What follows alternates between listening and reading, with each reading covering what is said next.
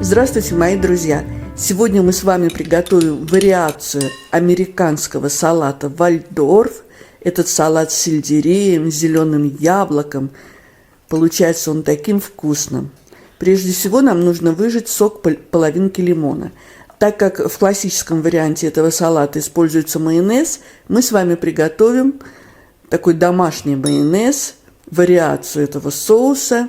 К лимонному соку добавляем чайную ложку горчицы, чайную ложку меда и 5 столовых ложек растительного масла. У меня ароматное оливковое масло холодного отжима. Также нам понадобится добавить 3 столовые ложки сметаны, у меня 15%, можно заменить йогуртом. Все как следует размешиваем. Наш соус готов. 2 стебля сельдерея тонко нарезаем. Пошаговый рецепт вы сможете прочитать в описании под видео. Салат айсберг тоже нарезаем. У нас в Израиле он называется левавот хаса. И теперь главный продукт этого салата – зеленое, сочное, кисло-сладкое яблоко. Удаляем сердцевину семечками и нарезаем яблоко такими тоненькими брусочками. Можно на кубики нарезать, но мне нравится вот таким образом нарезанное яблоко.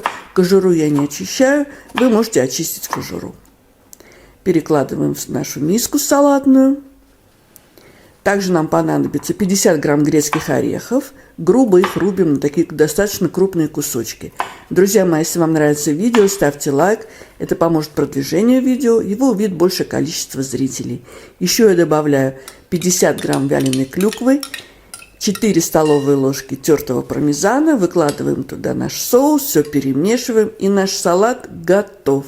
Посмотрите, какой он красивый. Он такой яркий, зеленый, с вкраплением клюквы.